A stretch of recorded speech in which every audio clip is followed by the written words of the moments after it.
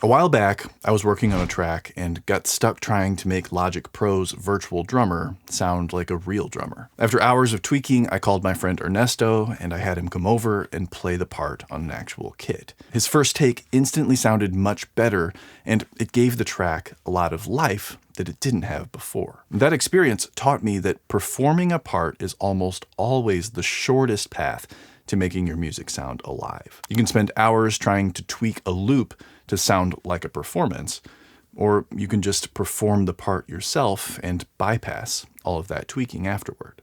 If recording live performances at home is something you want to do yourself, whether that's guitar, drums, vocals, or anything else, I put together a free home studio checklist that walks you through everything you need to get there. The link is in the description below the video. So Ernesto's performance sounded better than the drum loop I was using. No surprise there. The catch is that I'm not a drummer, so I can't play the part on a drum kit like Ernesto can. And I'm not confident enough to play it on pads on my MIDI controller either. This problem comes up anytime I need to play an instrument that isn't guitar, bass, or vocals. But that doesn't mean I have to draw everything in manually. Most DAWs let you record multiple passes onto the same MIDI region, which means I can build up a kit one element at a time. I'll lay down the kick and snare on one pass, then the hi-hats on a second pass.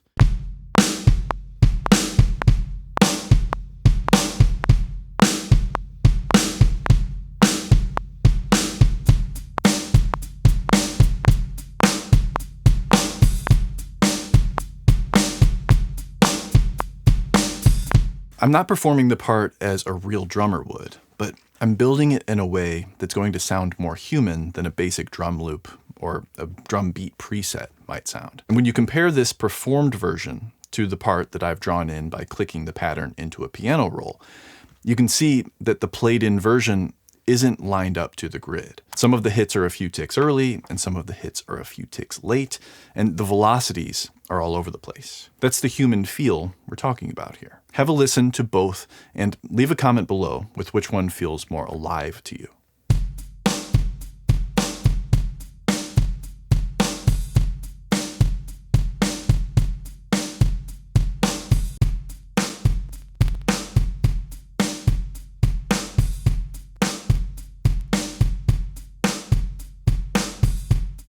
The drawn-in version follows a similar pattern, but it sounds a little stiff. Every note is exactly on the beat, so to make it feel less rigid, I'd have to either manually move the notes around in time and adjust the velocity of each note, or use a humanize feature and hope I get what I want.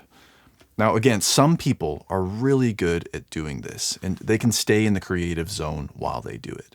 That's just not a skill set I have right now, and once I'm clicking around in menus, I find it difficult to stay creative. Even when my played-in part sounds sloppy, I can always quantize and clean it up afterward, but even that can get me out of the creative flow, so I try my best to get it good enough from the original performance, if I can.